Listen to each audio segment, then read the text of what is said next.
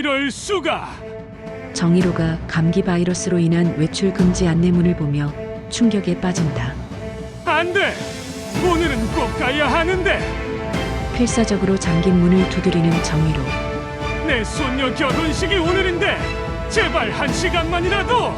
떨리는 목소리에 절박함이 가득하다. 요양보호사가 난처한 표정으로 따님이 외출 신청도 안 하셨어. 라고 말하자 정희로는 무너져 내리며 왜 미란이가? 충격과 배신감에 몸을 떤다. 영상 시작 전 구독과 좋아요 부탁드립니다. 영상 제작에 큰 힘이 됩니다. 서울 근교의 한 요양원. 오후 3시의 햇살이 창문을 통해 길게 드리워진 복도에는 특유의 소독약 냄새가 은은하게 퍼져 있었습니다. 휴게실에서는 몇몇 어르신들이 텔레비전 앞에 모여 앉아 오후 드라마를 보며 간간히 웃음소리를 내고 있었죠. 그런데 그 웃음소리 사이 창가 쪽 의자에 홀로 앉아있는 정희로는 시선을 창밖에 고정한 채 깊은 생각에 잠겨 있었습니다. 올해로 75, 한평생 아이들을 가르치며 살아온 그가 이곳 요양원에 들어온 지도 어느새 3년째가 되어가고 있었습니다. 손녀가 벌써 결혼이라니 얼마나 예뻐졌을까. 정희로는 나직이 중얼거리며 무릎 위에 놓인 낡은 일기장을 펼쳤습니다. 떨리는 손으로 볼펜을 잡고는 조심스럽게 날짜를 적기 시작했죠. 유나 결혼식 4월 15일 토요일 오후 2시. 글씨를 쓰는 내내 그의 얼굴에는 알 수 없는 그리움과 쓸쓸함이 교차했습니다. 정희로에게 유나는 특별한 존재였습니다. 외동딸 미란이가 낳은 하나뿐인 손녀. 어릴 적 유나는 유난히 할아버지를 따랐고 정희로 역시 손녀를 눈에 넣어도 아프지 않을 만큼 아꼈죠. 그런데 7년 전 미란이가 이혼을 하면서부터 모든 것이 달라지기 시작했습니다. 미란은 이혼의 상처로 힘들어하며 아버지와도 거리를 두기 시작했고 자연스럽게 유나와의 만남도 뜸해졌습니다. 그리고 3년 전 정희로가 건강 문제로 요양원에 입소하게 되면서 가족과의 연락은 더욱 줄어들었죠. 정 선생님, 오늘도 혼자 계시네요. 친근한 목소리에 정희로가 고개를 들자 평소 자신을 잘 챙겨주는 요양보호사 김 씨가 따뜻한 미소를 지으며 다가왔습니다. 아, 네. 그냥 좀 생각할 게 있어서요. 혹시 무슨 일 있으세요? 표정이 어두우신데. 정희로는 잠시 망설이다가 일기장을 살짝 들어보였습니다. 손녀가 다음 달에 결혼한답니다. 얼마나 예쁜 신부가 될까 싶어서. 아이고, 축하드려요. 그런데 외출 신청은 하셨어요? 결혼식 날짜에는 미리 신청하셔야 나가실 수 있는데. 김 씨의 말에 정희로는 어색하게 웃으며 고개를 저었습니다. 아직은 딸애가 연락 주겠지요. 그때쯤엔. 사실 정희로는 한 달 전에 우연히 요양원에 들른 친척을 통해 유나의 결혼 소식을 들었을 뿐이었습니다. 미란도 유나도 아직 아무런 연락이 없었죠. 하지만 그는 분명 연락이 올 거라고, 자신을 잊지 않았을 거라고 믿고 싶었습니다. 저녁 식사 시간이 되어 식당으로 향하는 정희로의 뒷모습은 유독 쓸쓸해 보였습니다. 복도를 걸으며 그는 다시 한번 중얼거렸죠. 그래도 결혼식에는 가야지. 내가 그 아이 기저귀 갈아주고 첫걸음마 할 때 손잡아주고, 그런 내가 축복해주지 않으면 누가 하겠어. 창밖으로는 어느새 노을이 지기 시작했고 요양원 정원의 벚나무는 아직 앙상한 가지만을 드러낸 채 봄을 기다리고 있었습니다. 정희로의 마음도 그 벚나무처럼 가족과의 만남이라는 봄날을 간절히 기다리고 있었던 것이죠. 일주일이 지난 어느 날 오전, 정희로는 여느 때처럼 요양원 로비에서 우편물을 기다리고 있었습니다. 매일 같은 시간 우체부 아저씨가 오면 혹시나 하는 마음으로 기다리는 것이 그의 일과가 되어버렸죠. 정 선생님, 오늘은 뭔가 도착했어요. 요양원 사무실 직원이 화난 표정으로 종이 한 장을 들고 다가왔습니다. 정희로의 심장이 빠르게 뛰기 시작했죠. 떨리는 손으로 종이를 받아든 그는 천천히 내용을 읽어내려갔습니다. 정유나 양 결혼식 안내문. 드디어 왔구나. 정희로의 얼굴에 화사한 미소가 번졌습니다. 예식장 주소, 시간, 약도까지 자세히 적혀 있었죠. 그런데 안내문을 끝까지 읽어가던 그의 표정이 점점 굳어지기 시작했습니다. 하객 명단이 적힌 부분을 아무리 살펴봐도 자신의 이름은 찾을 수 없었던 겁니다. 이상하네. 실수인가? 정희로는 안내문을 다시 한번 꼼꼼히 살펴봤지만 결과는 마찬가지였습니다. 신랑 측, 신부 측 주요 하객들의 이름이 빼곡히 적혀 있었지만 할아버지 혹은 정희로라는 이름은 어디에도 없었죠. 마음이 철렁 내려앉은 정희로는 방으로 돌아와 한참을 망설이다가 미란에게 전화를 걸었습니다. 신호음이 길게 이어지다가 겨우 연결되었죠. 여보세요, 미란아. 나야, 아버지야. 아, 네. 아버지, 무슨 일이세요? 딸의 목소리는 어딘가 차갑고 사무적이었습니다. 정희로는 조심스럽게 말을 이어갔죠. 그게 유나 결혼식 안내문을 받았는데 내 이름이 없더구나. 혹시 실수로 빠진 건 아닐까 해서. 전화 너머로 한숨소리가 들려왔습니다. 아버지, 너무 힘들게 하지 마세요. 병원에서 나오시기 쉽지 않잖아요. 아니, 그게 아니라 나는 그냥 손녀 얼굴 한번 보고 축복해주고 싶어서 그러는 거다. 내가 뭘 바라고 가겠니? 그저 유나가 예쁜 모습 보고 싶을 뿐이야. 요양원에서 외출하시려면 절차도 복잡하고 아버지 건강도 안 좋으시잖아요. 저희가 알아서 할게요. 나중에 사진 보내드릴게요. 미란아, 그래도 나는 유나 할아버지잖니. 결혼식에 할아버지가 없으면 저희가 알아서 할게요. 뚝! 전화가 끊어지는 소리가 정희로의 귓가에 차갑게 울렸습니다. 수화기를 내려놓은 그는 한동안 멍하니 앉아 있었죠. 무언가 잘못되었다는 느낌이 들었지만 왜 딸이 자신을 결혼식에 오지 못하게 하는지 이해할 수 없었습니다. 저녁 무렵 정희로는 요양원 정원 벤치에 앉아 있었습니다. 평소 친하게 지내던 옆방 박 어르신이 다가와 옆에 앉았죠. 정 선생, 오늘 표정이 영 안 좋네. 무슨 일 있나? 아니야, 괜찮아. 그냥 가족 일로 좀. 가족이라.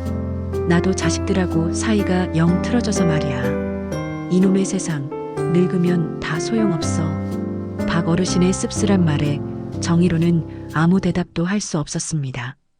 가슴 한구석에서 무언가가 꽉 막힌 듯한 답답함이 밀려왔죠.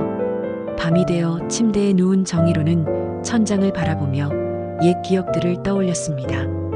유나가 처음 유치원에 입학하던 날 자신이 손을 잡고 데려다 주었던 일, 운동회 때마다 빠지지 않고 응원 갔던 일, 중학교 졸업식에서 유나가 달려와 안기며 할아버지 사랑해요 라고 외치던 모습까지. 그런데 언제부터인가 모든 것이 달라졌습니다. 미란의 이혼 이후로 가족 모임은 뜸해졌고 유나도 바쁘다는 이유로 만나기 어려워졌죠.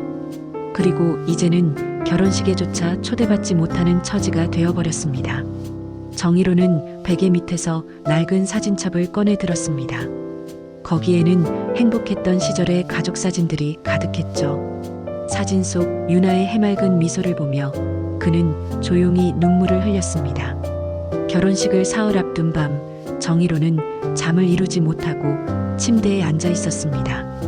창밖으로는 봄비가 보슬보슬 내리고 있었고 빗소리가 유독 크게 들리는 고요한 새벽이었죠. 그는 침대 옆 서랍에서 유나의 결혼식 안내문을 다시 꺼내 들었습니다. 4월 15일 토요일 오후 2시 강남 더블유 웨딩홀. 안내문을 만지작거리던 정희로의 눈빛이 점점 단단해졌습니다. 그리고 마침내 무언가를 결심한 듯 고개를 끄덕였죠. 그래, 허락받지 않아도 간다. 내 손녀 결혼식인데 할아버지가 가는 게 뭐가 잘못됐단 말인가. 유나가 나를 보면 얼마나 기뻐할까? 정희로는 조용히 일어나 옷장을 열었습니다. 요양원에 올 때 가져온 검은색 정장이 비닐에 쌓인 채 걸려 있었죠. 아내 장례식 이후로 한 번도 입지 않았던 옷이었습니다. 그는 정장을 꺼내 침대 위에 조심스럽게 펼쳐놓고는 주름진 부분을 손으로 쓸어내렸습니다.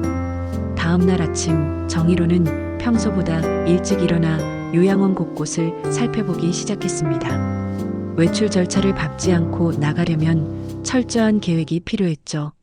그는 며칠 전부터 요양원의 일과와 직원들의 동선을 유심히 관찰해 왔습니다. 점심시간, 정희로는 평소 친분이 있던 경비 아저씨를 찾아갔습니다. 60대 중반의 경비 아저씨는 정희로를 정 선생님이라 부르며 각별히 대해주는 몇 안 되는 사람 중 하나였죠. 김 선생, 잠깐 할 말이 있는데. 아이고, 정 선생님, 무슨 일이세요? 표정이 심각하신데. 정희로는 주변을 살피며 목소리를 낮췄습니다. 내일 아침 일찍 잠깐 나가야 할 일이 있어서 그러는데 혹시 도와줄 수 있겠나? 경비 아저씨의 표정이 난처해졌습니다. 정 선생님, 그게 외출증 없이는 어려운데요. 제가 괜히 문제될 수도 있고. 알아, 미안해. 무리한 부탁인 건 아는데. 손녀 결혼식이야. 초대는 못 받았지만 꼭 가서 축하해주고 싶어서. 정희로의 간절한 눈빛에 경비 아저씨는 한숨을 내쉬었습니다. 정 선생님도 참, 따님이 왜 그러시는지. 하긴 요즘 자식들이 다 그렇죠 뭐. 내일 새벽 6시쯤 산책 나간다고 하면, 병원 정기검진 가는 길이라고 하면 되지 않을까? 정 선생님, 그래도 위험해요. 만약 들키면 저도 일자리 잃을 수 있고 정 선생님도 앞으로 외출 금지 당할 수 있어요. 그리고 따님이 알면 엄청 화낼 거예요. 경비 아저씨의 만류에도 정희로의 결심은 흔들리지 않았습니다. 김 선생, 나도 알아. 하지만 이번이 마지막 기회일지도 몰라. 내가 저 아이 키우면서 보낸 세월이 얼만데. 첫 돌 때 찍은 사진부터 대학 입학식까지 모든 순간을 함께했던 내가 결혼식에 빠진다는 게 말이 되나? 꼭 가야겠어. 정희로의 눈가가 촉촉해졌습니다. 경비 아저씨는 그런 그를 안타깝게 바라보다가 작은 목소리로 말했죠. 알겠습니다. 내일 새벽 교대 시간이 6시니까 그때 잠깐 나가시는 건 못 본 척 할게요. 대신 오전 9시 전에는 꼭 돌아오셔야 해요. 그때 원장님이 순찰 도시거든요. 고맙네, 정말 고마워. 정희로는 경비 아저씨의 손을 꼭 잡았습니다. 그날 밤 정희로는 거의 뜬 눈으로 지새웠습니다. 내일이면 드디어 유나를 볼 수 있다는 기대감과 혹시라도 실패할지 모른다는 불안감이 교차했죠. 그는 침대 옆에 미리 준비해둔 정장을 보며 몇 번이고 계획을 되짚어봤습니다. 새벽 5시 반에 일어나서 준비하고 6시 정각에 나간다. 택시 타고 결혼식장까지 가면 1시간 반이면 충분할 거야. 식장에서 조용히 있다가 유나만 보고 오면 돼. 창밖의 어둠이 조금씩 걷히기 시작할 무렵 정희로는 조용히 자리에서 일어났습니다. 떨리는 손으로 정장을 입고 오랜만에 넥타이를 맸죠. 거울 앞에 선 자신의 모습이 낯설면서도 뭉클했습니다. 마치 유나의 대학 입학식에 갔던 그날처럼 다시 한번 자랑스러운 할아버지가 된 기분이었습니다. 새벽 5시 50분 정희로는 조심스럽게 방문을 열고 복도로 나섰습니다. 요양원은 아직 잠들어 있었고 복도에는 희미한 비상등만이 켜져 있었죠. 발소리를 죽이며 천천히 걸어가는 그의 심장은 긴장감으로 빠르게 뛰고 있었습니다. 현관 근처에 도착한 정희로는 시계를 확인했습니다. 5시 58분. 약속대로 경비 아저씨가 자리를 비울 시간이었죠. 그런데 현관문 앞에 다가가자 뭔가 이상한 기운이 느껴졌습니다. 평소와 다른 팽팽한 적막감이 공기를 무겁게 만들고 있었죠. 정희로가 출입문 손잡이를 잡으려는 순간 그의 눈에 충격적인 광경이 들어왔습니다. 현관문에는 커다란 안내문이 붙어 있었습니다. 긴급 공지 감기 바이러스 확산 방지를 위한 임시 폐쇄. 오늘부터 추가 공지 시까지 전원 외출 금지. 이럴 수가. 정희로는 믿을 수 없다는 듯 안내문을 다시 읽었습니다. 하필이면 오늘 유나의 결혼식 날에 이런 일이 생기다니. 그는 떨리는 손으로 문을 밀어보았지만 꿈쩍도 하지 않았습니다. 전자식 잠금 장치가 작동하고 있었던 것이죠. 안 돼. 이럴 순 없어. 오늘은 꼭 가야 하는데. 정희로는 필사적으로 문을 두드리기 시작했습니다. 그 소리에 당직 중이던 요양보호사가 놀라 달려왔죠. 정 선생님, 이 시간에 여기서 뭐 하세요? 문을 열어줘요. 제발, 나가야 해요. 오늘 내 손녀 결혼식이란 말이에요. 요양보호사는 당황한 표정으로 정희로를 진정시키려 했습니다. 정 선생님, 진정하세요. 어제 저녁에 갑자기 방침이 내려왔어요. 인근 요양원에서 독감이 크게 번져서 우리도 예방 차원에서. 그게 무슨 소리야? 나는 건강해요. 아무 문제 없단 말이에요. 딱 몇 시간만, 아니 1시간만이라도. 정희로의 목소리에는 절박함이 가득했습니다. 하지만 요양보호사는 난처한 표정으로 고개를 저었죠. 죄송해요, 정 선생님. 저도 어쩔 수가 없어요. 원장님 지시사항이라서. 그리고 따님한테 외출 신청도 안 되어 있잖아요. 신청이고 뭐고 간에 오늘은 정말 중요한 날이란 말이야. 정희로는 주저앉아 버렸습니다. 정성스럽게 차려입은 정장이 무색하게 느껴졌죠. 그때 경비실에서 김 씨가 미안한 표정으로 다가왔습니다.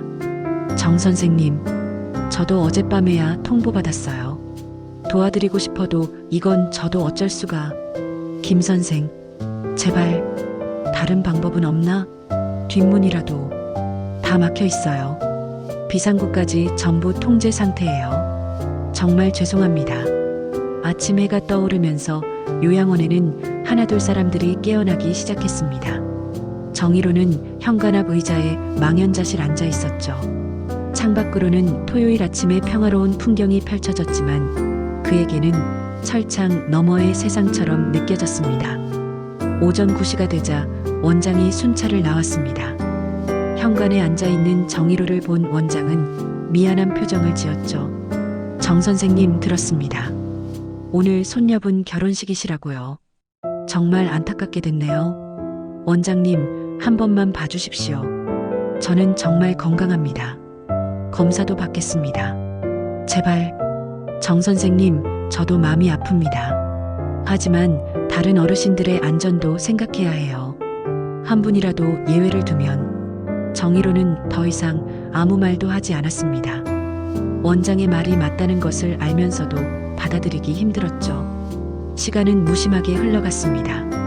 정오가 가까워오자 정희로는 자리에서 일어났습니다.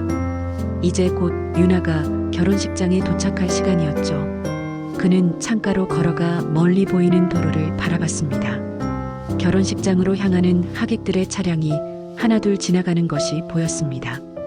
유나야, 할아버지가 가지 못해서 미안하구나. 그래도 마음으로는 함께 있단다. 정희로의 눈가에 눈물이 맺혔습니다. 평생 교단에서 수많은 아이들을 가르쳤지만 정작 자신의 손녀 결혼식에는 가지 못하는 현실이 너무나 서글펐죠. 닫힌 문은 단순히 요양원의 출입문만이 아니었습니다. 가족과의 마음의 문도 함께 닫혀 있었던 것입니다. 결혼식이 끝난 그날 오후 정희로는 힘없이 침대에 누워 있었습니다. 정성껏 차려입었던 정장은 옷장에 다시 걸려 있었고 그의 마음은 텅 빈 것처럼 공허했죠. 창밖으로는 봄날의 따스한 햇살이 비치고 있었지만 그에게는 아무런 위로가 되지 못했습니다. 저녁 식사 시간이 되어도 정희로는 식당에 가지 않았습니다. 평소 그를 잘 아는 요양보호사 김 씨가 걱정스러운 얼굴로 찾아왔죠. 정 선생님, 저녁 안 드시고 뭐 하세요? 오늘 하루 종일 아무것도 안 드셨잖아요. 괜찮아요. 그냥 입맛이 없어서. 김 씨는 한숨을 쉬며 정희로 옆에 앉았습니다.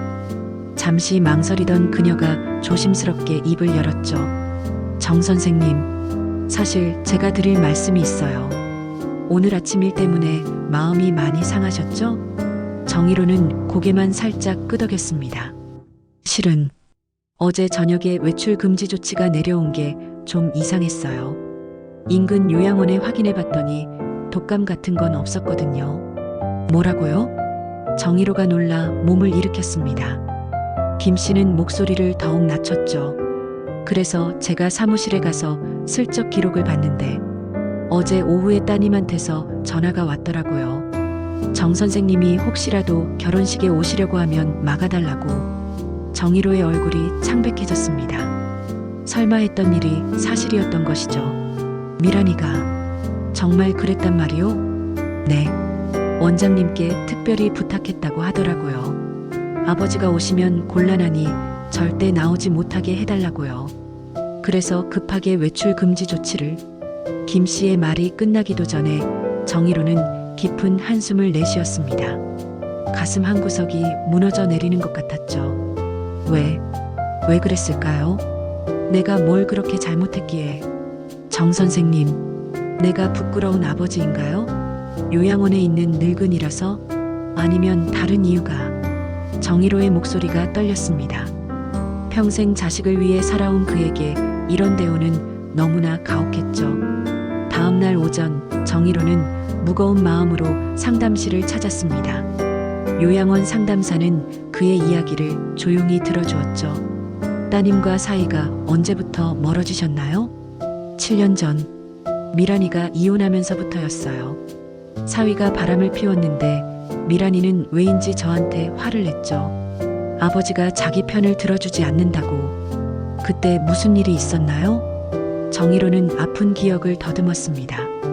저는 그저 유나를 생각했을 뿐이에요. 이혼해도 아이한테는 아빠가 필요하니까 사위와도 연락을 유지하라고 했죠. 그게 미란이한테는 배신처럼 느껴졌나 봅니다. 아버님 입장에서는 손녀를 위한 조언이었군요. 네. 하지만 미란이는 달리 받아들였어요. 자기 아픔은 이해 못하고 전 남편 편만 든다고. 그 후로 점점 연락이 뜸해졌고 제가 여기 들어온 후로는 더욱. 상담사는 고개를 끄덕이며 말했습니다. 가족 간의 오해는 시간이 지날수록 깊어지는 법이죠. 특히 상처받은 사람은 자신을 보호하기 위해 마음의 벽을 쌓기도 하고요. 그래도 손녀 결혼식에서까지 막을 줄은 몰랐어요. 유나는 절 어떻게 생각할까요? 할아버지가 오지 않은 걸 섭섭해하지 않을까요? 그때 상담실 문이 열리고 간호사가 들어왔습니다. 정 선생님, 면회 오셨어요. 면회요? 누가? 정희로가 의아해하며 면회실로 갔을 때 예상치 못한 사람이 기다리고 있었습니다. 미란의 오랜 친구이자 유나의 대모인 혜정이었죠. 아버님, 오랜만이에요. 아, 혜정이구나.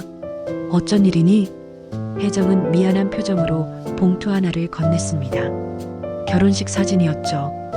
유나가 너무 예뻤어요. 아버님도 보셨어야 했는데. 그래, 예쁘구나. 우리 유나가.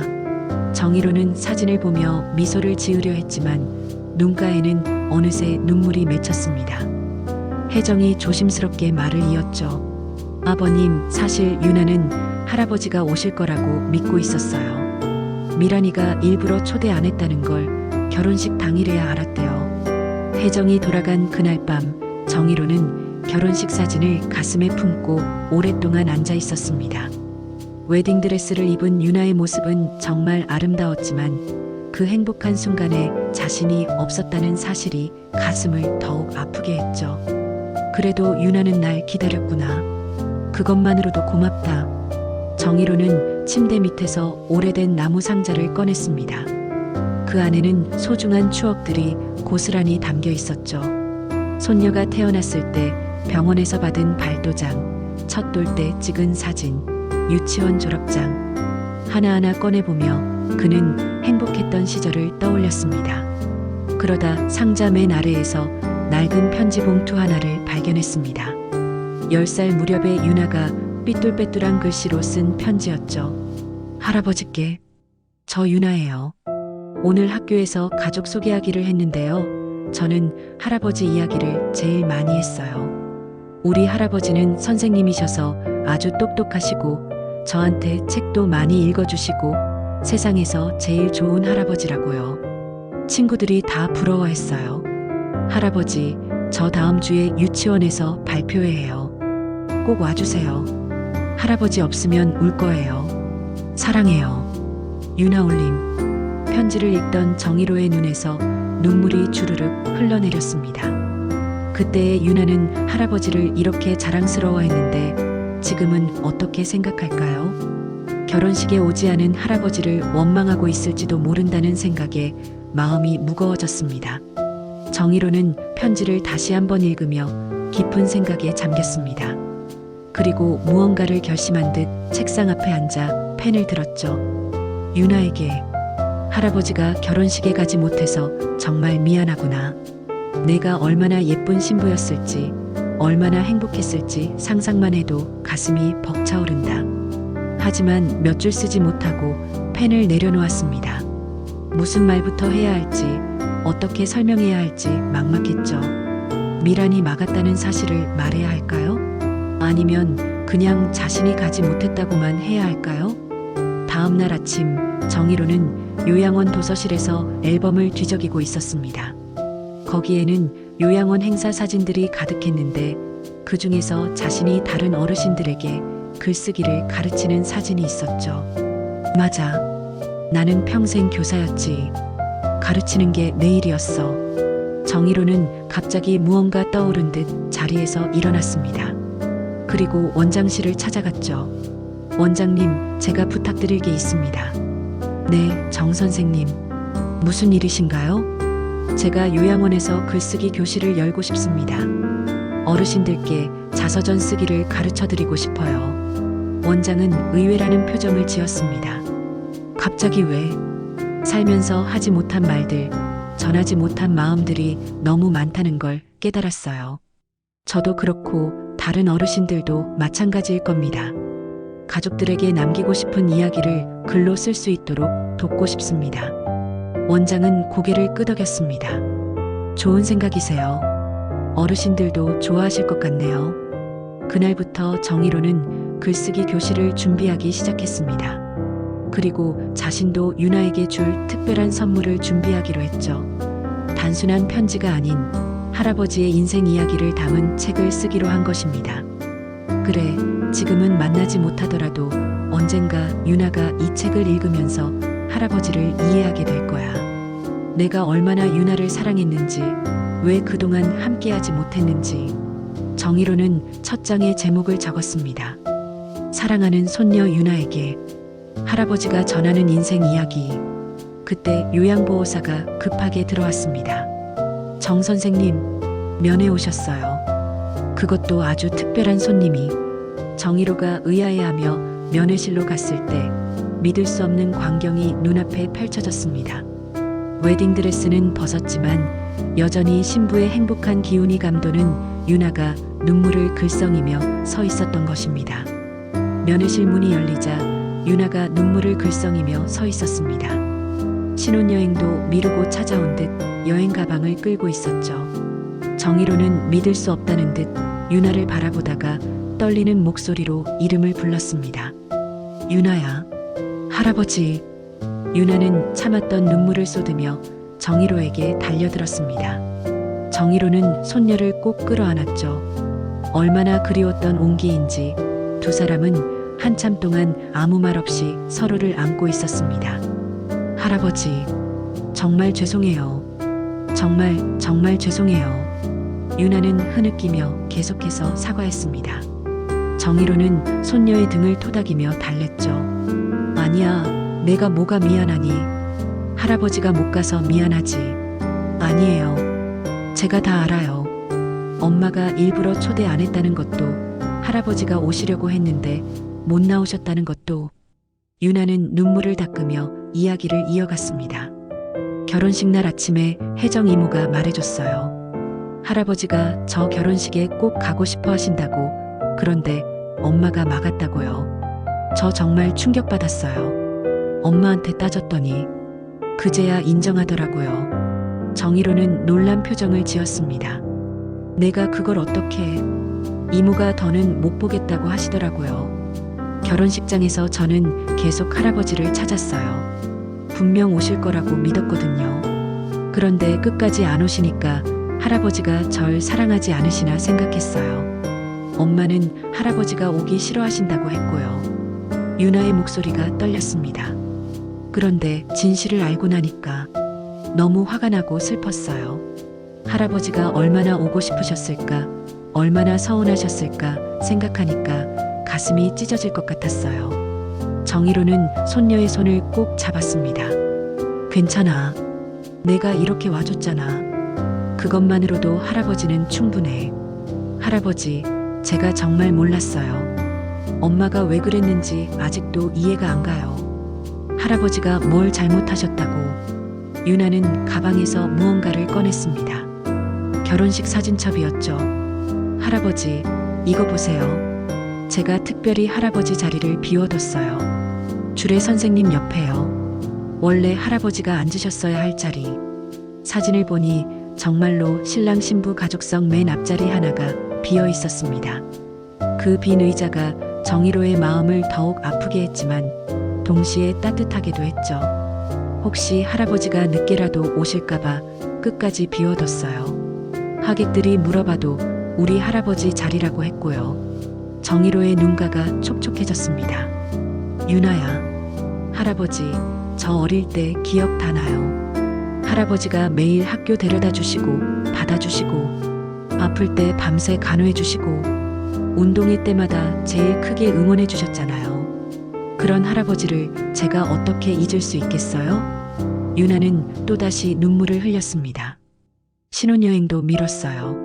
남편한테 양해 구하고요. 할아버지 먼저 뵙고 가고 싶었어요. 아니, 같이 가고 싶어요. 할아버지도 저희 신혼여행 같이 가시면 안 될까요? 아니야, 그건 너희 둘이 가야지. 할아버지는 여기서. 싫어요. 할아버지 없이는 의미가 없어요. 적어도 첫날은 같이 가요. 제주도 1박이라도 같이 가요. 엄마한테는 제가 이야기할게요. 유나의 단호한 모습에 정희로는 말문이 막혔습니다. 그때 유나가 핸드폰을 꺼내 어디론가 전화를 걸었죠.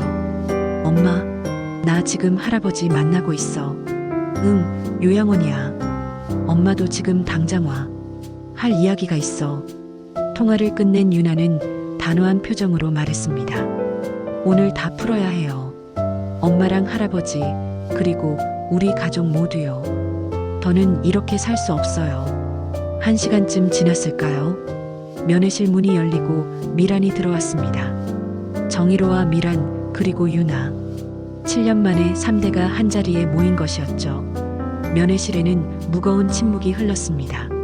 미란은 아버지와 눈을 마주치지 못한 채 고개를 숙이고 있었고, 정희로는 오랜만에 본 딸의 수척한 모습에 가슴이 아팠죠. 유나가 먼저 입을 열었습니다. 엄마, 이제는 솔직하게 이야기해요. 왜 할아버지를 결혼식에 못 오시게 했어요? 미라는 한참을 망설이다가 떨리는 목소리로 말했습니다. 유나야, 엄마가 잘못했어. 하지만 나도 나름의 이유가. 무슨 이유죠? 할아버지가 뭘 그렇게 잘못하셨다고. 유나의 목소리가 높아지자 정희로가 손녀를 진정시켰습니다. 유나야, 엄마 이야기를 들어보자. 미란아, 아빠한테 하고 싶은 말이 있으면 다 해도 돼. 미란의 눈에서 눈물이 흘러내리기 시작했습니다. 7년 동안 가슴속에 묻어두었던 감정들이 터져 나오는 것 같았죠. 아버지, 그때 제가 얼마나 힘들었는지 아세요? 남편이 바람 피우고 이혼하고 세상이 무너지는 것 같았어요. 그런데 아버지는 제 편이 아니라 그 사람 편을 드셨잖아요. 미란아, 나는 내 편이 아니었던 게 아니야. 다만 유나를 생각해서. 유나, 맨날 유나 이야기만 하셨죠. 제 마음은 전혀 생각 안 하시고 딸인 저보다 손녀가 더 중요하셨나요? 미란의 절규에 정희로는 아무 말도 할 수 없었습니다. 그제야 자신이 딸의 아픔을 제대로 보지 못했다는 것을 깨달았죠. 저도 알아요. 아버지가 유나를 생각하신 거라는 걸. 하지만 그때 저한테 필요했던 건 조언이 아니라 위로였어요. 괜찮아. 내가 잘못한 게 아니야 라는 말 한마디였어요. 유나가 엄마의 손을 잡았습니다. 엄마. 그 후로 아버지 얼굴 보기가 힘들었어요. 볼 때마다 그때의 상처가 떠올라서. 그래서 점점 멀어졌고 아버지가 요양원에 가신 후로는 더 피했죠. 그리고 이번 결혼식 사실은 창피했어요. 뭐가 창피해? 유나가 물었습니다. 요양원에 계신 할아버지를 데려오면 하객들이 수군거릴까봐. 그리고 혹시 아버지가 또 전 남편 이야기를 꺼내실까봐 미안해요. 정말 못난 딸이에요. 미라는 흐느끼며 고개를 떨구었습니다. 정희로는 천천히 일어나 딸에게 다가갔죠. 미라나 아빠가 미안하다. 내 마음을 몰라줘서 내가 그렇게 아팠는데 아빠는 정작 내 곁에 있어주지 못했구나. 아버지, 그때 내가 잘못 생각했어. 너도 내 딸인데 내 아픔을 먼저 봤어야 했는데 용서해주겠니? 미라는 참았던 울음을 터뜨리며 아버지의 품에 안겼습니다. 7년 만에 부녀가 나눈 포옹이었죠. 유나도 눈물을 흘리며 두 사람을 안았습니다. 할아버지, 엄마, 이제 우리 다시 시작해요. 가족이잖아요. 한참을 울고 난 후 세 사람은 조금씩 마음을 열기 시작했습니다.